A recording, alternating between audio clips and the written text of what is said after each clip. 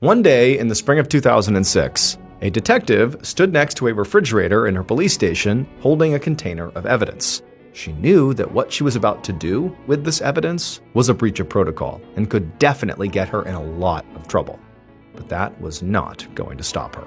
But before we get into today's story, if you're a fan of the strange, dark, and mysterious delivered in story format, then you've come to the right place because that's all we do, and we upload 2, 3, even 4 times every week. So if that's of interest to you, please offer to do the like button's laundry. But just fold all their dirty clothes and give it back to them. Also, please subscribe to our channel and turn on all notifications so you don't miss any of our weekly uploads. Okay, let's get into today's story.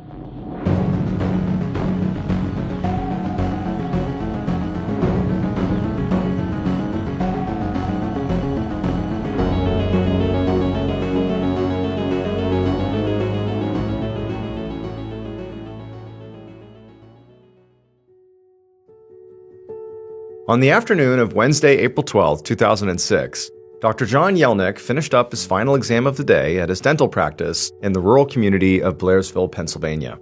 He handed his patient a toothbrush and told her to come back in 6 months. Then he headed into his back office to pack up. Once he'd gathered up all his things, he walked out through the reception area and told the receptionist to have a great night.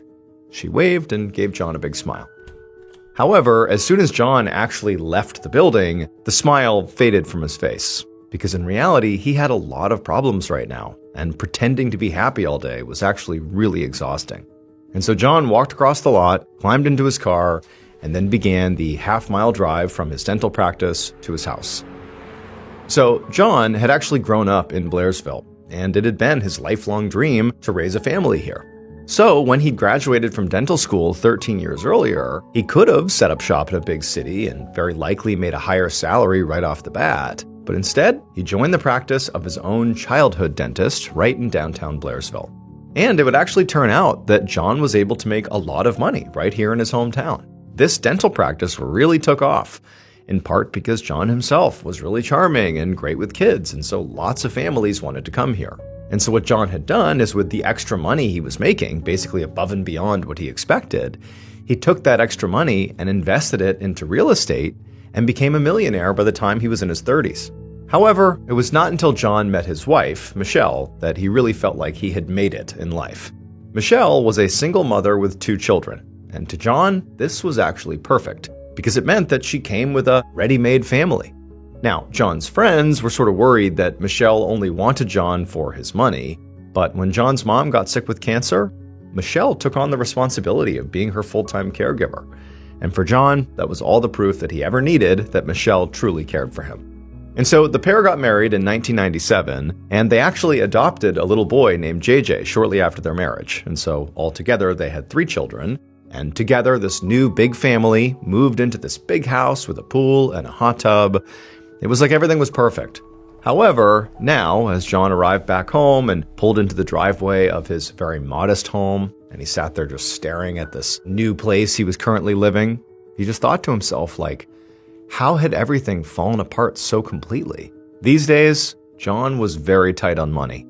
He'd lent tens of thousands of dollars to a bunch of people because he was quite generous, but now he was having to ask for it back because he literally needed the money. And then on the marriage side, he and Michelle had hit this horrible rough patch that just didn't end, and they both admitted they had had affairs, and so now they were living separately, which was why John was here at this little house instead of coming home to the big family house with the pool and the hot tub. However, the financial stress and the marital stress, as bad as they were not nearly as bad as a third stressor in John's life. And that was that John was absolutely convinced that somebody was going to murder him. Now, this all started 2 weeks earlier when somebody vandalized John's car with spray paint. And the police looked into it, but they couldn't figure out who had done it. And, objectively, having your car spray painted, vandalized in some way does not, therefore mean someone's trying to kill you. But he just had this feeling that this felt really personal, like somebody was targeting him. And so eventually, over several days, John went from my car got vandalized to my car got vandalized and it makes me feel like someone's trying to kill me. And John believed this so completely that he actually went to his attorney and gave her $10,000 just in case he wound up dead, she could use that to investigate his murder. Now, John got out of his car and he walked up his porch steps and into his home, and he closed the door and locked it behind him. And right away, John just felt like this house, it's already so depressing, but it was so quiet because nobody was here. I mean, he wished his adopted son JJ was here because he would have made the whole house just feel alive. But, these days, John didn't see JJ very much. He would go long stretches between visits. John took off his shoes and walked into the living room, and there on the coffee table, he saw a legal document that he had been avoiding. That document was a stack of divorce papers. Michelle had actually filed for divorce 3 years earlier, in 2003, but she and John had not been able to actually come to an agreement. Now, to be clear, they were not fighting to save the marriage. The marriage was done. Michelle was actually already living with a new boyfriend, a Pennsylvania state trooper named Kevin Foley. However, what John and Michelle had been fighting over, which had caused this divorce to drag on, was JJ, their adopted son. Michelle wanted full custody, but John didn't want to give up his son. However, John knew in less than 24 hours, this would all finally be over. Their lawyers had finally settled on a shared custody agreement, and Michelle had already signed the paperwork, and tomorrow it would be John's turn to sign. And so John took a seat on the couch and turned on the TV. But he couldn't even focus, he was just too restless. So instead, he called his aunt, who he was very close to, and he talked with her for a while about the divorce and about the custody agreement. And then eventually, when they said their goodbyes, John hung up, he stretched out on the couch, and he fell asleep right there. The next day, around 3:30 p.m., a 9-year-old boy named Zach Use, who lived next door to John, walked out the front door of his parents' house and across the lawn towards John's house.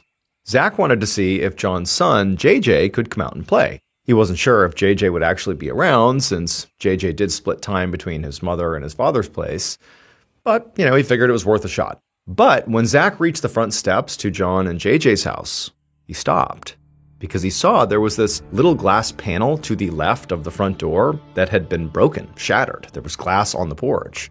And also, Zach could see streaks of what looked like red liquid that had dried underneath the broken panel. Immediately, Zach got scared. He sees this and thinks it's blood. He wants to turn and run away.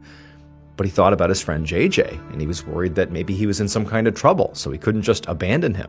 And so, sort of mustering all the courage he could, Zach slowly and very nervously climbed the rest of the steps to the front door, and he tried the doorknob, but he found the door was locked. And so as carefully as he could, Zach actually reached his hand through that broken panel to the left of the door, being careful not to cut himself, and he reached inside the house and unlocked the door from the inside, and then he opened it up.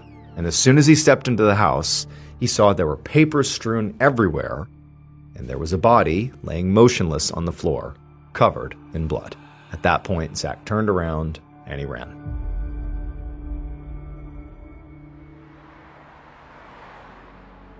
About 15 minutes later, Corporal Janelle Leidick of the Blairsville Borough Police Department was driving with her husband and 4 children when she got a call from dispatch.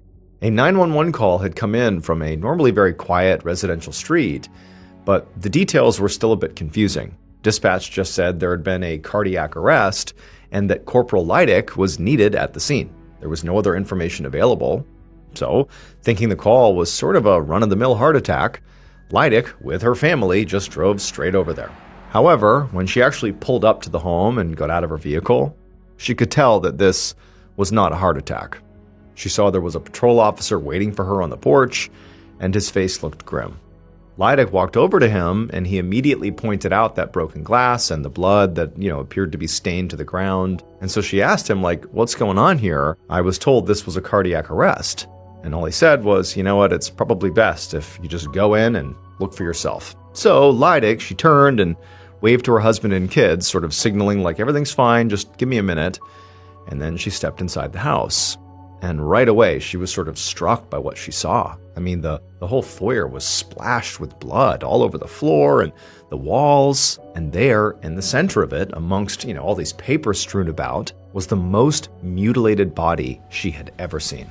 Now, Leidick had never actually worked a homicide before, but she knew, as she tried and failed to count the number of stab wounds on this man's body, that what she was looking at here was definitely not cardiac arrest, this was her very first murder case. She also knew she needed backup because, this call had been recorded erroneously as a cardiac arrest, but what that meant is the police had not sent a full emergency response, and so Leidick and this other patrol officer were the only people on scene. Leidick was afraid the killer or killers could still be in the area, or maybe even in this house. They hadn't even secured the house yet. And she's thinking she brought her kids and her husband with her. So she immediately instructed the patrol officer to search the rest of the house, and then she went back out into the front yard to basically stand guard between the murder scene and her family with her hand on the gun in her holster. Luckily though, it wasn't long before Leidick heard a bunch of emergency sirens approaching in the distance. Also, at the same time, that patrol officer came out of the house to tell Leidick that it was empty. So the killer or killers were gone. The only new discovery this officer had made was he had found a huge puddle of blood in the basement where the victim had bled through from the floor above. And so at this point, Leidick said bye to her husband and her kids, and she sent them home. And then she went back into detective mode and went back inside the house. It was around this point that somebody on scene told Leidick what the victim's name was. They said his name was John Yelnick. And so as the crime scene technicians began their work processing the physical evidence inside the house, Leidick began a slow walk through each of the rooms inside the home, trying to get a sense of who John was, and also how he died. John's body was close to the front door, but it was clear that the attack that preceded his death had been very long and chaotic. There was blood all over the living room floor, which was also strewn with divorce papers.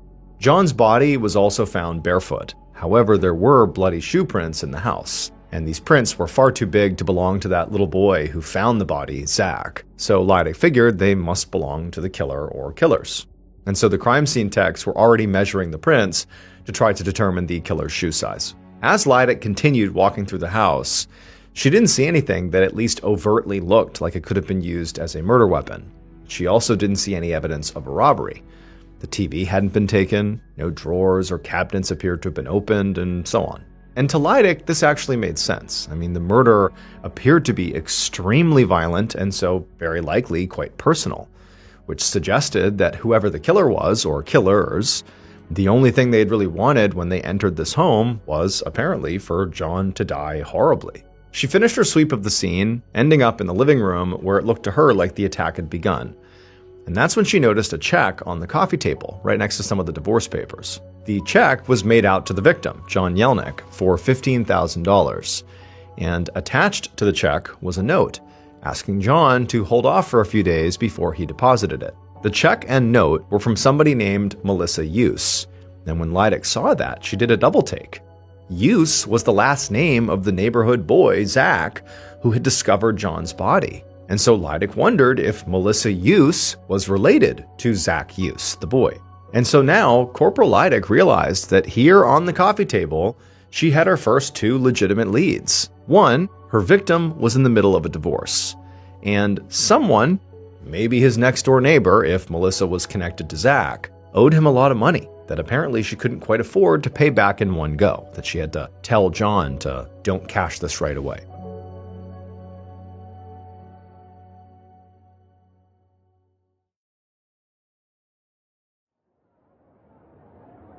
It was evening by the time Leidick finally stepped back outside the house, and when she did, she saw there was a group of neighbors and reporters jostling around each other out on the street.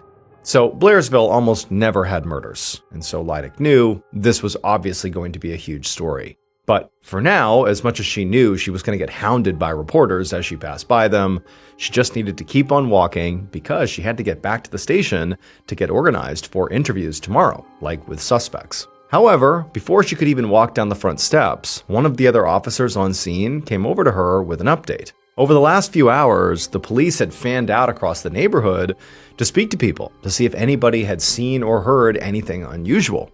And the police had come back with two very interesting accounts. The first came from a woman who said that the previous night, around 1:30 in the morning, so technically early that same morning, she had woken up to the sound of a scream. And so she sat up, she heard the scream, but she said the screaming didn't continue, and so she had ultimately just gone back to bed. The second account came from another neighbor who had also heard something around that same time the previous night. This neighbor said they heard a man yelling in what sounded like a very heated argument. Now, the neighbor couldn't make out everything the man was saying, but there was one sentence that was yelled very clearly, and that was, "I'll never loan you money again." And so instantly, when Leidick heard that, she thought of the $15,000 check on the coffee table. Like, this seems to add more credibility to the idea that maybe money was behind this. However, the officer said he wasn't done. He said he had one more important piece of information for Leidick. In addition to the witness statements, a lot of John's neighbors had told the police that there was one family in particular on the block that detectives really ought to look into. And that was the Use family. Because word around the neighborhood was that Melissa Use and John Yelnick had been having an affair. The following day, April 14th, Leidick was at the police station, sitting at a table inside of an interrogation room across from Melissa Use and her husband Tom. Now again, Leidick had never done a murder case before, but she was a very methodical investigator, and she had a plan for interrogating her persons of interest. First, she was going to go very hard at Melissa and Tom Use, even though they were not her top suspects. At this point, her top suspects were John's soon-to-be ex-wife Michelle and her new boyfriend Kevin, for the simple reason that in a murder case, from what she'd been told, the divorcing spouse and their new partner are always suspects number 1 and 2. The night before, Leidick had sent an officer to tell Michelle that her soon-to-be ex-husband was dead. But when the officer got to Michelle's house, she already knew, although she said that she had heard that John had died of a heart attack. So this officer had to break the news to Michelle and also her new boyfriend Kevin that this was actually a murder, and they both seemed genuinely shocked. Corporal Leidick actually knew Michelle's boyfriend Kevin personally because he was a state police trooper. They had actually worked together.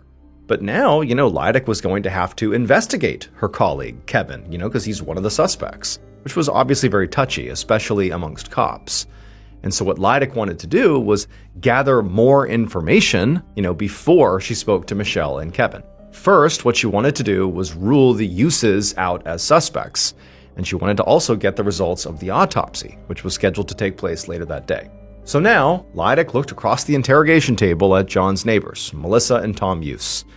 And Leidick began by asking them what the deal was with that $15,000 check Melissa had written to John that was found near his body. Melissa answered in a very shaky voice.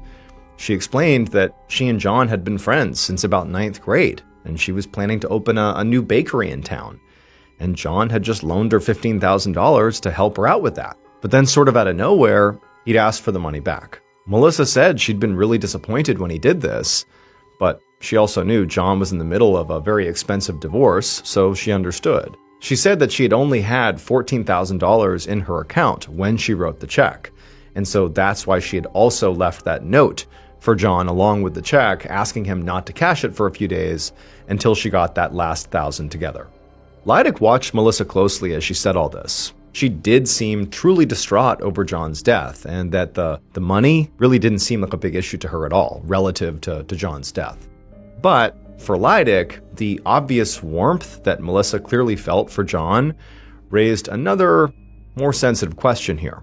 And she decided that she really just couldn't dance around it, even though Melissa was literally sitting next to her husband, Tom. Leidick looked right at Melissa and asked her straight out, was she having an affair with John? Melissa immediately flushed and said no, and she said they'd been close friends, but really nothing more. At this point, Leidick turned to Melissa's husband, Tom, and just asked him the same thing. Was his wife having an affair with John? And for a second, Tom just went quiet.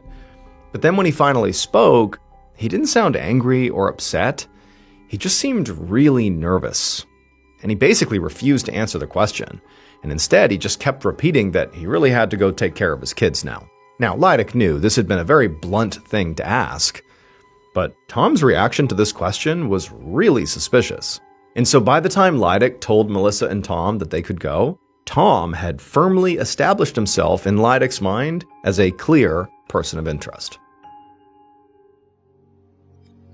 Before Leidick left the station for the day, she checked in with one of her officers who she had sent to go observe John's autopsy. The officer told her that the forensic pathologist had determined that the killer used a one-sided blade to repeatedly slash John during the fight. In addition to the knife wounds, John's jugular had been cut by glass.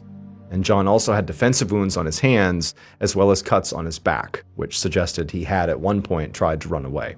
I mean, Leidick already knew this, but to hear the details from the autopsy just reinforced how truly brutal this murder was. And so what Leidick thought after hearing these details was, wow, whoever did this must have truly hated John. And Leidick's already thinking, I already have one suspect in Tom Use, whose wife might have been having an affair with John. Certainly that would be enough to inspire Tom to hate John. Despite Leidick's, obvious inexperience with murder cases, she felt really confident at this point that she'd be able to solve this, as long as she was allowed to work slowly and methodically, like she always had on every case she had worked in. However, the case was already getting a lot of attention in the news, and so Leidick knew there would be pressure to show results fast. If she moved too slowly, this case might either get taken away from her, or another police agency might get called in to help to speed it up. Now, Leidick didn't want that to happen, but she also really didn't want to compromise her methodical investigative process either, and so she figured she would have to strike a balance. That officer who had gone to the autopsy had come back with John Yelnick's fingernail clippings, blood samples, and tissue samples, which Leidick was supposed to send off to a state police lab for DNA testing. But Leidick decided, now that she had these samples, that she was not going to do that. Leidick really wanted to keep her investigatory options open and to guarantee that she knew every single thing going on with her evidence in this case. And so after Leidick got these samples and after this officer had left, she went to the department refrigerator and put them in there, and then she went home. The next day was April 15th, so 2 days after John Yelnick was murdered. By this point, Corporal Leidick had spoken to a number of John's friends and family members, and they'd painted John generally as a great guy and a very dedicated father. Today, Leidick was going to John's dental practice to talk to his colleagues to see if they had anything different to say. And as soon as Leidick arrived at John's office, she was glad she had decided to go there, because the dental hygienist and the receptionist had a lot to say about John's soon-to-be ex-wife, Michelle Yelnick. And this was because during that long, multi-year fight John and Melissa had over their divorce, Michelle had at one point lodged allegations against John that he abused their adopted son, JJ. Even Michelle's own family had not believed her, and officials had declined to press charges. But at one point during the back and forth, Michelle had accused John of violating a stay-away order, and police had come and arrested him at work. And so John's colleagues thought Michelle was a total nightmare.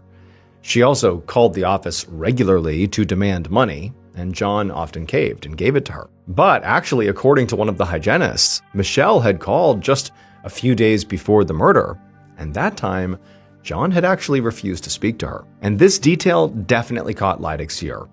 It was not just the, colleagues at the dental practice that said Michelle was money hungry.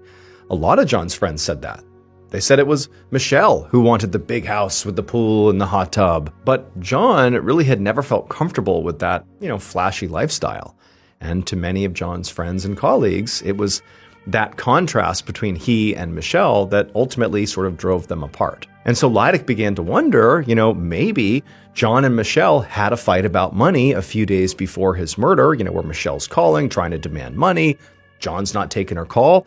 Could that have been enough to inspire Michelle to murder John? Maybe. But also what Leidick discovered is that Michelle was actually listed as a beneficiary of John's life insurance plan. And so if John died, she stood to inherit literally millions of dollars. And so now there's like a twofold financial reason for Michelle to want to bring harm to John, basically all because of money. But it didn't seem possible that Michelle would be capable of overpowering John and delivering all those stab wounds and killing him. It just seemed like John would be able to fight her off if she was the killer. But Leidick thought, maybe Michelle hired somebody else to do it, somebody else that was much larger and more physical. She certainly had the money to do that. And so as Leidick left the dental office, she began to think about how she was actually going to approach Michelle. Given the sensitivity of the fact that Michelle was dating a cop, Leidick did not want to make her move too soon without enough ammunition first. This was not just the first murder case she had worked. This was, the first murder case and the biggest case, period, that she had ever worked. Reporters were calling her constantly. This was a really big deal. and she didn't want to screw anything up.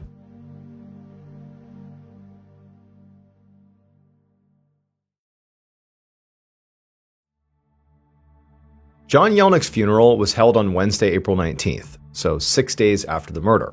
And Corporal Leidick knew that his friends and family were already beginning to get pretty antsy about why the investigation seemed to be moving so slowly. But, Leidick did understand where they were coming from. From day one, there was an enormous amount of media pressure, just very public pressure to solve this thing right away. And so that was weighing on friends and family.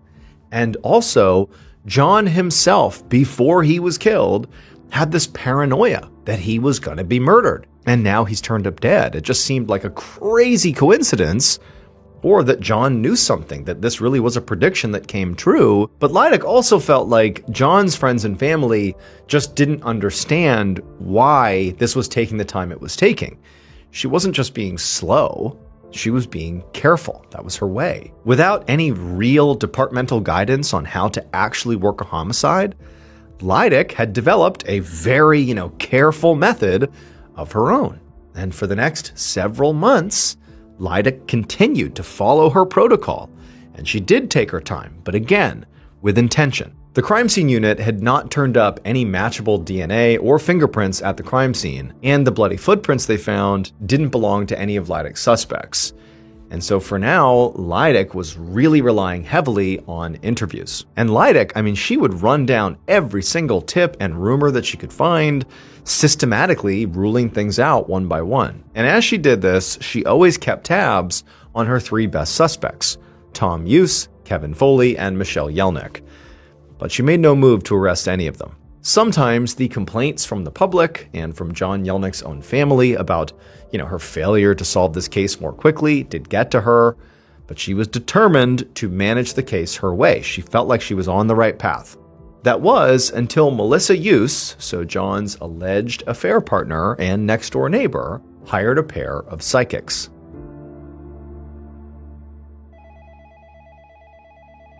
It was the summer of 2006, so about 3 months after the murder, when Leidick got a call from Melissa. Leidick had actually been pretty surprised to hear from her, and then even more surprised when Melissa told her she wanted to meet at John's house. And then when Leidick showed up, Melissa was there, but she wasn't alone. She was standing on the sidewalk with these two older women who she introduced as psychic sisters. She said that she had met them at a psychic tea party, and they had visions about the case. And Leidick was really not happy about this. And she was even less happy to learn that John's own family had given permission for the psychics to enter John's house.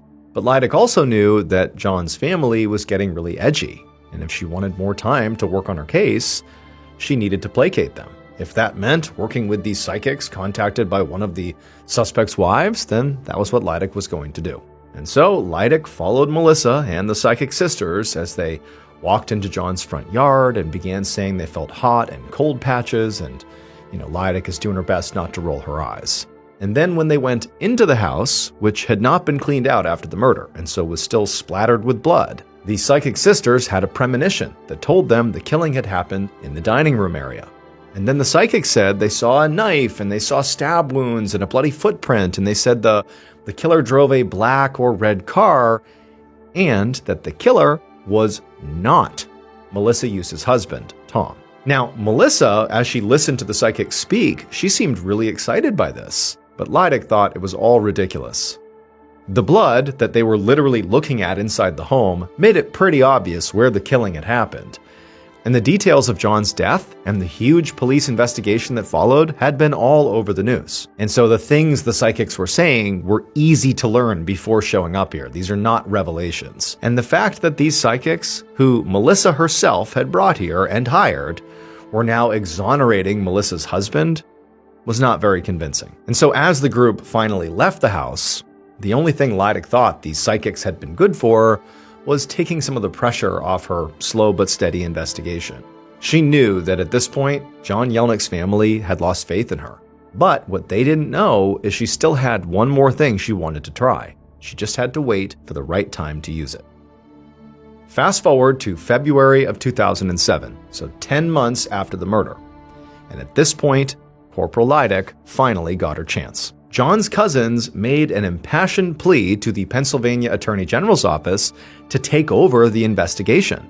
Leidick's cooperation with those psychics had bought her a little time, but ultimately, both John's family and Melissa Hughes had gotten more and more agitated by Leidick's very slow pace. They felt like the psychics had basically given them as much information as the police had, and the Attorney General ultimately agreed, which meant Leidick was losing her case. And on the one hand, this was quite literally the exact thing that Leidick had been most worried about, that some bigger agency would come in and take over her investigation. But on the other hand, the Attorney General's office was not the agency that Leidick had expected. And so now, even though this definitely stung, Leidick realized that she could actually finally make that play she'd been sitting on for almost a year. And so Leidick went to that refrigerator in the Blairsville police station and took out that little container of fingernail clippings and other tissue samples from John Yelnick that her officer had brought to her after John's autopsy. She had been told she needed to send these samples off to the state police crime lab pretty much right away, but she hadn't. In a total breach of protocol, Leidick had decided to not do that and instead put these samples in the fridge and wait. But now, with the Attorney General very publicly stepping in and getting involved in this case, it sort of made the case way more high profile, which in turn allowed Leidick to send these samples not to the state police crime lab, but to the FBI crime lab, a higher rung on the hierarchy. Now, normally the FBI would never take samples from sort of a small town murder case, but now that it was this huge public case, national news, Leidick knew she could take advantage. So she repackaged those fingernail clippings and the other samples, and she sent them off to the FBI, and she waited. The day the results came back in, Leidick was very nervous. There was a chance that she was about to look very stupid for sitting on this evidence for as long as she had. But as she sat at her computer and opened the email with the DNA results, her eyes went wide. She almost couldn't believe what she was reading, because her strategy of intentionally slow playing this investigation and sitting on this evidence until right now had totally paid off. Finally, Leidick on her computer was looking at the name of John's killer.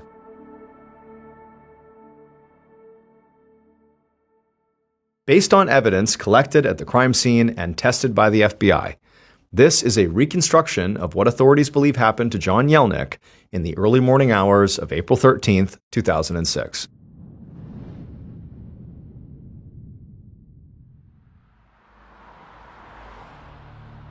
Around 12:30 a.m., the killer drove their red car onto a quiet residential street in Blairsville.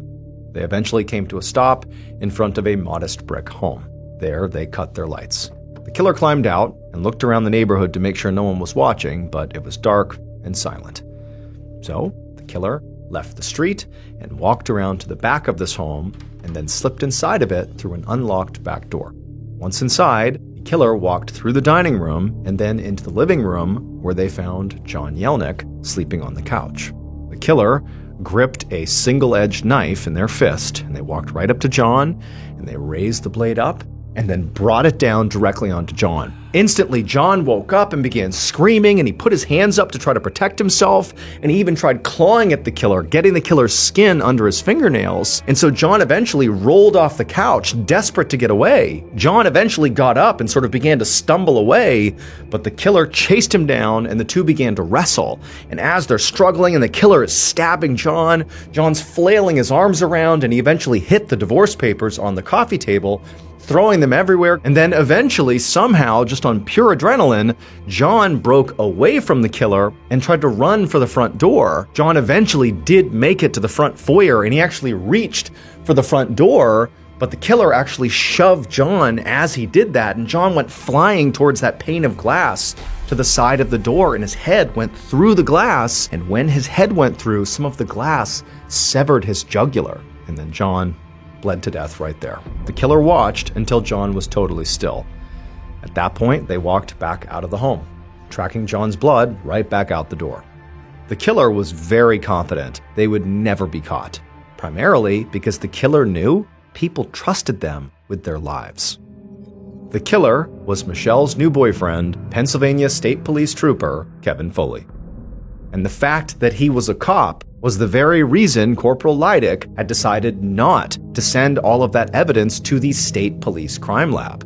Leidick knew Kevin, and she liked him, and she basically trusted him. But as soon as her investigation began, she began to hear about how much Kevin seemed to hate John, in part because of the allegations that Michelle had made that John had abused JJ. Even though those allegations were ruled totally unfounded, it seemed that Kevin ultimately believed them. And so Leidick had become increasingly paranoid that Kevin was the killer, and that her case would be taken over not by the Attorney General's office, but by the state police.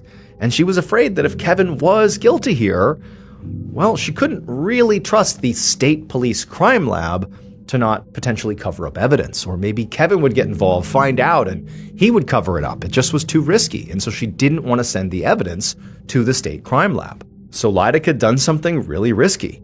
To keep complete control over her investigation, she'd kept the fingernails and all the tissue samples that were collected at the autopsy, even though she knew they very likely contained the DNA of John's killer. Then she slow-played her investigation, biding her time, until she could figure out what to do with those samples. And luckily, the answer came about a year later when the Attorney General took over the case, and Leidick then got access to the FBI crime lab. The FBI scientists did finally test the DNA that was found under the fingernails and found that it was a match for Kevin Foley. And so in the end, State Trooper Kevin Foley was found guilty of first-degree murder and was sentenced to life in prison without parole. As for Michelle Yelnick, she was never actually charged in connection with the case.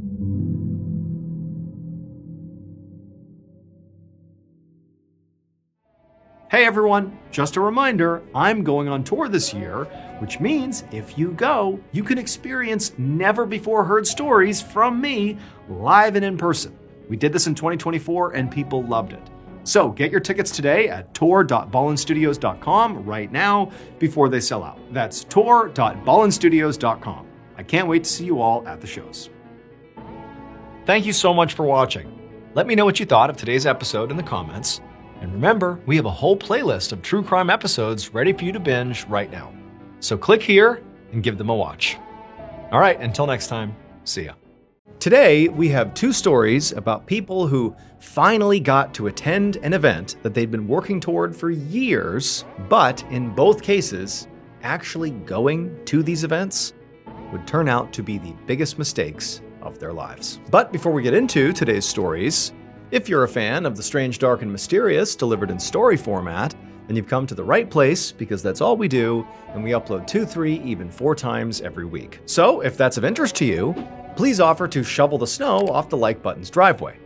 But be sure to shovel the snow directly into their car. Also, please subscribe to our channel and turn on all notifications so you don't miss any of our weekly uploads.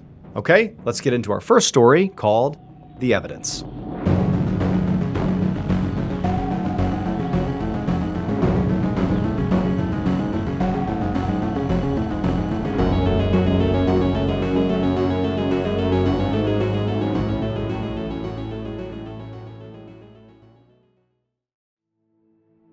On the morning of November 18, 2019, 54-year-old detective Muzi Mkhize stood in a long line waiting to get into a courthouse in Ikapa, South Africa. So Muzi was an investigator on a very violent robbery case that was finally being tried today, even though the robbery itself had happened almost 6 years earlier. Back in 2014, a group of armed men had stormed into a couple's farmhouse in Ikapa and brutally beat the couple before making off with a bunch of electronics and jewelry and weapons and other valuables. And so Muzi and his team had eventually caught and arrested these criminals, and in fact, they were even able to recover some of the items that had been stolen. In fact, now, Muzi had one of those stolen items with him to present as evidence at today's trial. Muzi had done this kind of court duty plenty of times in his career, but today, he felt really drained. On top of his trial prep for, this case, he'd also been working other active cases and also mentoring junior detectives. And Muzi was not young and energetic anymore. He was nearing retirement age, and all these obligations were really starting to take a toll on him. But the biggest thing that was really exhausting Muzi was this robbery case itself. It had been an extremely long process, full of an unusual number of delays and complications. It had actually taken so long to bring this to trial that the evidence Muzi was holding, like literally right now, had actually been returned to the victim couple so they could use it until the trial finally happened. So getting this case to this point had been extremely tiring, but Muzi and his team were determined to see it through no matter what. Because the criminals that did this, they were incredibly violent and genuinely needed to be behind bars to protect the public. They'd severely beaten this couple to the point where they were hospitalized, and it was lucky they hadn't been killed. As Muzi entered the courthouse and passed through the court security checkpoint, he hoped the security guards were appropriately on alert. In his experience, violent offenders, like the ones who were on trial today, often had violent friends, especially in Icapa, where this kind of crime was unfortunately rampant. It wasn't unheard of for criminals or gang members to barge into court proceedings and retaliate against cops or prosecution. But Muzi was able to get through security. There was no suspicious people or any sort of disruptions of any kind. And so Muzi, once through, made his way into the courtroom. And he saw the space was already full. The defense and the jury and prosecutors and judge were all there, and there were members of the public in the gallery. Muzi went over and sat down at the prosecution table, and he would remain there until it was his turn to go up to the judge and present, which would include, showing this evidence. As Muzi got settled into his seat and, put the evidence down in his lap, he turned and sort of gave a quick wave to the prosecutor, a woman named Adelaide Ferreira-Watt, who was sitting at the table as well. She was going over her trial notes. Muzi had worked with Adelaide before, and they got along really well together. And she was a total pro, at least in Muzi's mind. So he knew that, her being on board meant this case had a really good chance of getting a conviction. Adelaide waved back at Muzi and then quickly got back to her notes. And Muzi took a look around the courtroom and everything seemed quiet and, again, there was no sign of any gang members or criminal friends charging in to cause problems. And, Muzi just hoped it would stay this way and that the trial would go smoothly and end the way he hoped it would. A few minutes later, and the judge sort of called the court to order and got the trial started, at which point Adelaide got up and began to present the case.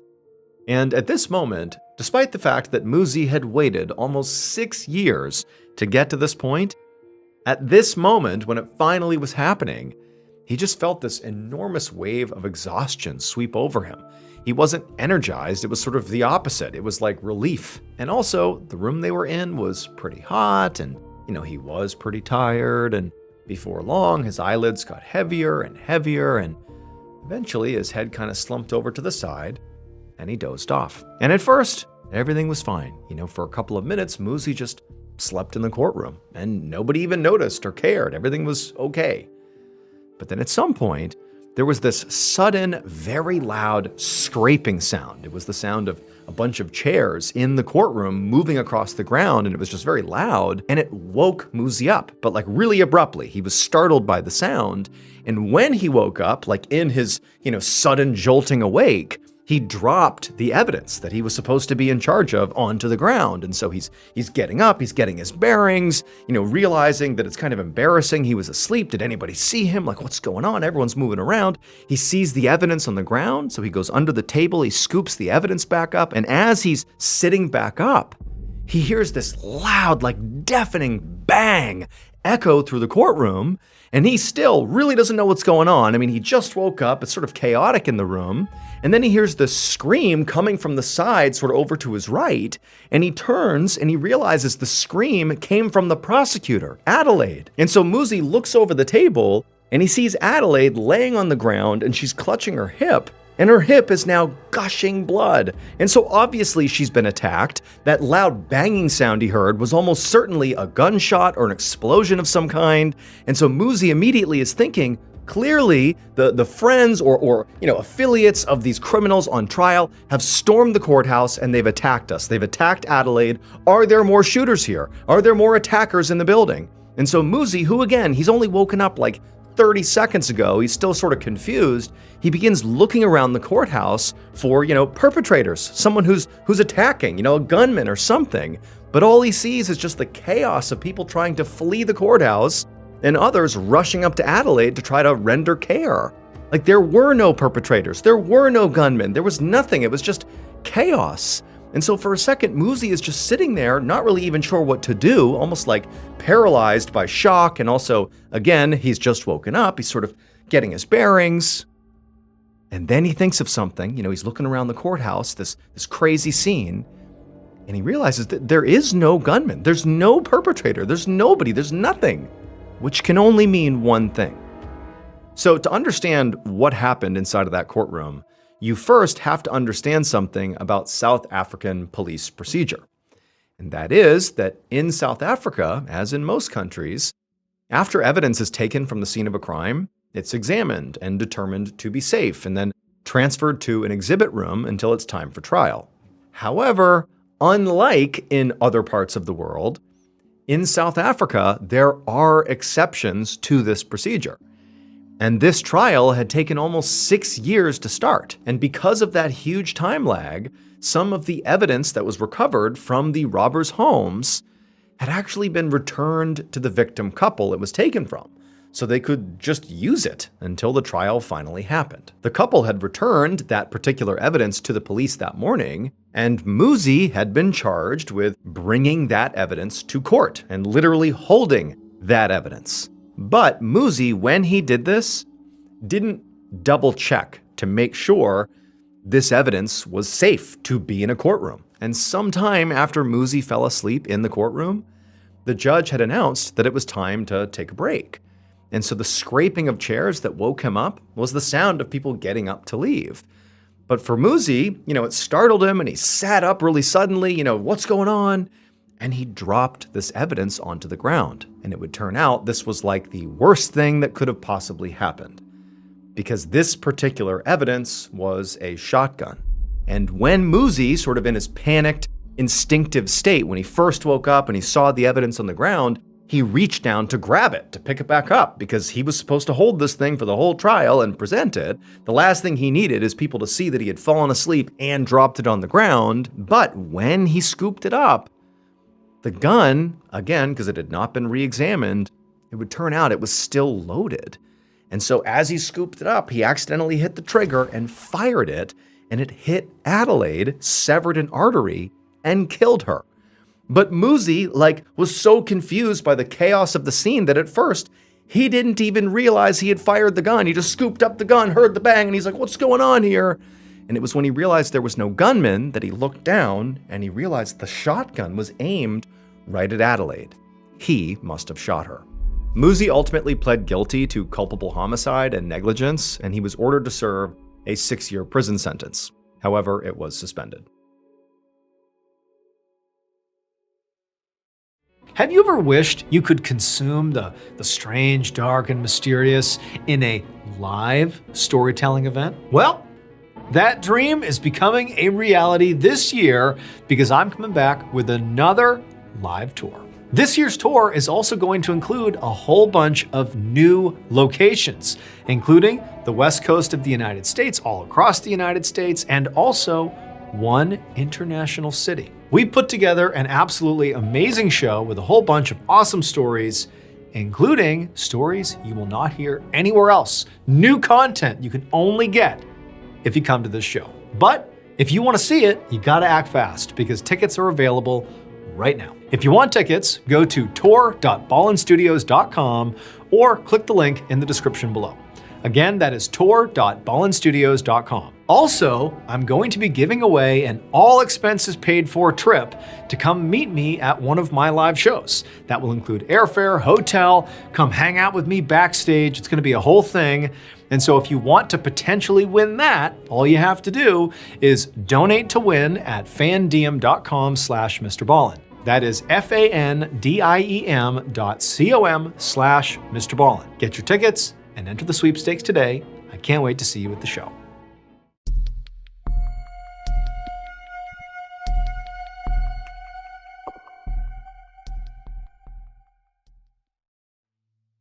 On the morning of July 14th, 1912, a 21-year-old athlete named Francisco Lazaro stood in his hotel room in Stockholm, Sweden, getting dressed and ready for the day. And he was in Sweden to run the marathon in the Olympics. So a marathon is a race that covers exactly 26.2 miles. And for elite runners, it usually takes them between 2 and 3 hours to finish. Lázaro was representing Portugal, and this was actually a really big deal. This was his home country's very first Olympics, which meant Lázaro was one of only a few Portuguese athletes at the Games. And Lázaro believed that out of all of those people, all those other Portuguese athletes, he actually stood the best chance at bringing home an actual medal. So Lázaro had a chance to do something really historic for his country. And realistically, he wasn't even that nervous, because he knew he was a truly elite, incredible runner. Even though he was just 21 years old, Lázaro had already won 3 huge marathons in Portugal. So he was already a star back home. But he knew that if he wanted to win on the world stage, he would need to come extremely prepared. So that's exactly what he'd done. He'd trained for months, obviously. He'd also recently gotten a medical exam to confirm that he was very healthy. And he'd even begun thinking about, little ways that he could potentially give himself a boost, like how to fuel, what to put in his body and even what to put on his body. I mean, even the smallest detail, like a shirt that wasn't breathable or eating something that kind of sat heavily in his stomach, could make the difference between winning or losing. Because again, this is like the world's best runners. Any little edge, he was going to take it. So now, Lázaro spent the next hour putting on the very specific clothes that he had selected for this race, and also eating a perfectly balanced light meal containing carbohydrates and protein, basically exactly what he had mapped out to help him in this race. He'd been warned that it was supposed to be very, very hot today on race day. But Lázaro actually saw this as an advantage, because being from Portugal, where it often got much hotter than places like Sweden, Lázaro already knew how to protect himself from the sun and the heat, and how to give himself an edge in this weather. And then before he knew it, Lázaro was ready to go, and he had left his hotel room, and he was on his way to the stadium to actually compete in the Olympics. A few hours later, around 1:45 p.m., Lázaro walked out into the middle of Stockholm's massive stadium where the race was going to start. And as race officials directed him and his 67 other competitors to their places at the starting line, Lázaro was feeling really confident. In fact, so confident that he called out to a nearby reporter that he was going to be the winner, saying, quote, "I win or I die." Now, as Lázaro and the others actually took their spots on the starting line, they were in the direct sunlight, and it was just unbelievably hot. I mean, in the shade, it was already 90 degrees, so it was like a sweltering day. But as Lázaro looked up and down the line of the other competitors, he saw everybody else look flushed, and they were sweating profusely. They looked not ready to go run 26.2 miles in this heat. They looked overwhelmed. But Lázaro, he was not overwhelmed. He was prepared. In fact, Lázaro wasn't even sweating. As Lázaro stood there waiting for this race to start, he could hear the roar of the thousands of people in the stands. And for a moment, he just stood there taking it all in and just, appreciating how special this moment really was. The marathon was a major event in these Olympics. The stadium was completely sold out, and even the king and queen of Stockholm were supposed to be somewhere in the crowd watching this. And as Lázaro stood there having this moment, sort of taking it all in, he also had this certainty that when this race was finished, all those people in the stadium and around the world, even royalty, would know his name. Just then, he heard the announcer tell the runners to take their marks. And Lázaro felt a surge of adrenaline rush through him. A big hush fell over the crowd, and Lázaro and the rest of the racers stopped moving and just tensed, waiting for the signal. A couple of seconds went by, and then, bang, the starting gun went off. And Lázaro and everybody else lunged forward. And there was a bit of jostling as all the competitors surged off the line, and Lázaro was pushed back towards the middle of the pack.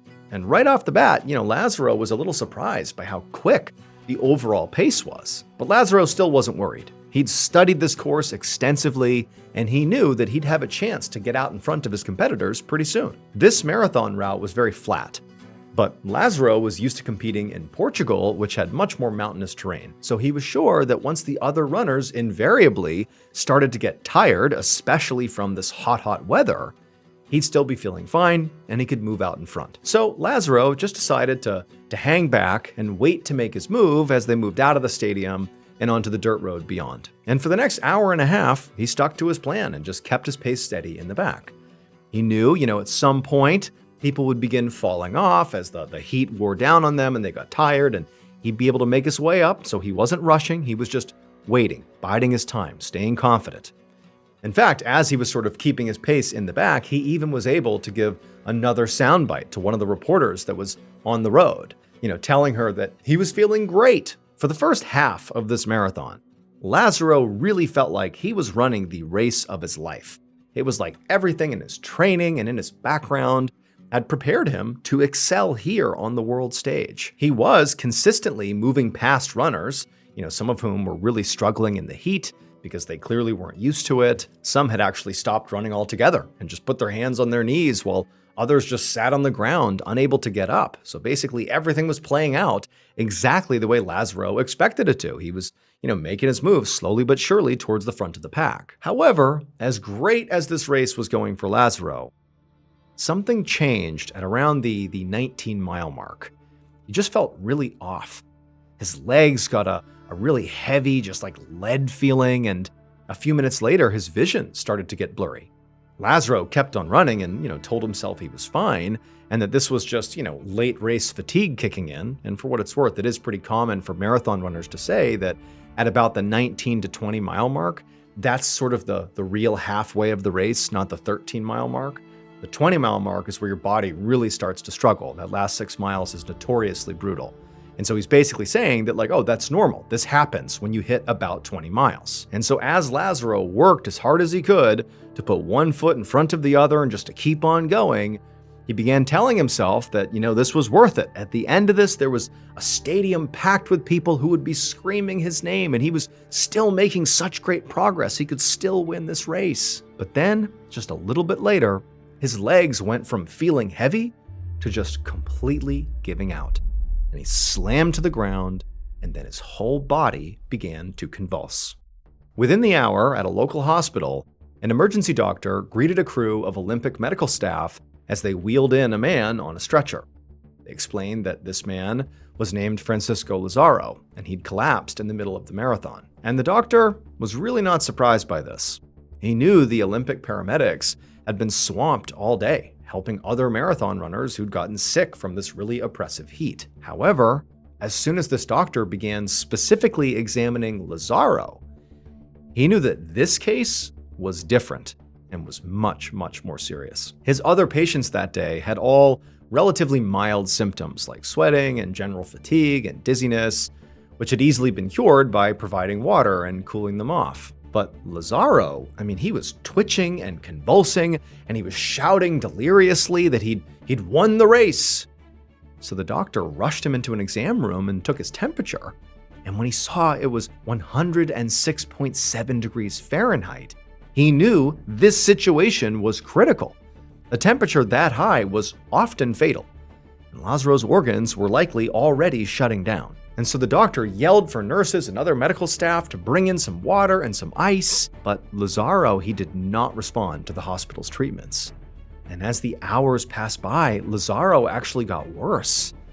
The doctor and his team, they worked through the night treating Lazaro and trying to stabilize him. But the next morning, Lazaro died. After Lazaro's death, that doctor just could not shake the idea that something just felt off about Lazaro's death. Heat stroke can definitely be deadly, and Lazaro had seemed to have a very bad case of heat stroke, but lots of runners had gotten heat stroke during this marathon, and all of them had wound up being fine. So the doctor ultimately decided to run some tests on Lazaro to see if maybe there was something else that had been going on, like maybe there was some underlying illness or other factor that was to blame for his death. And when the doctor finally did get those tests back, the results made Lazaro famous. So remember, Lazaro had put a lot of thought into how to prepare for this big race. He trained extremely hard, he ate right, he chose the right clothes, the right shoes, and critically, he took very specific measures to protect himself from the heat, which he knew was going to be a factor. And at first, it seemed like all the measures he had taken in advance of this race had paid off. Especially when Lazaro looked down the line at the start, and he saw all the other runners were like pouring sweat and flush and just looking horrible. It just seemed like everybody was already exhausted before they had even started. But not Lazzaro. He wasn't even sweating because of one of the precautions he had taken. But not sweating in this type of heat was actually a very bad thing. Sweat is the body's way of cooling itself down. So Lazzaro's lack of sweat was actually a sign that he was in danger. And it was all thanks to Lazzaro's extra strong sunscreen. Because it would turn out Lazzaro was so prepared that he went out and found what he thought would be the best and most powerful sunscreen option ever. It was a substance called suet, which is a type of animal fat that's typically used in cooking or making candles and soap. It's also sometimes used for skincare, since it has a lot of nutrients and is generally good for the skin. And Lazzaro believed that because suet is very thick, it would act as a barrier against the intensity of the sun. So he slathered a bunch of suet all over his body just before the big race. What he didn't anticipate was that this suet that was now all over him would work too well. It was so thick that it clogged the pores in his skin and prevented anything from passing through, even sweat. And without a way to cool itself down, Lazzaro's body essentially turned into a furnace, which cooked him from the inside out. The weekend after Lazzaro's death, the Olympics held a memorial service for him, and over 20,000 people attended to pay tribute to him. And it's probably not quite the type of fame he had hoped for, but Lazzaro's name is still frequently referenced today in Portugal. The Portuguese refer to someone who looks sick and bedraggled as looking like Lazzaro.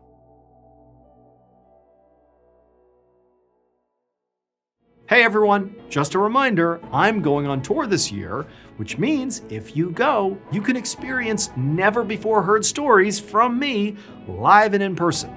We did this in 2024 and people loved it. So get your tickets today at tour.ballenstudios.com right now before they sell out. That's tour.ballenstudios.com. I can't wait to see you all at the shows. Thank you so much for watching today's episode. Let me know what you thought of it in the comments below. And remember, we have a whole playlist of Places You Can't Go episodes ready for you to binge right now. So go ahead and click here and give them a watch. All right, until next time, see ya.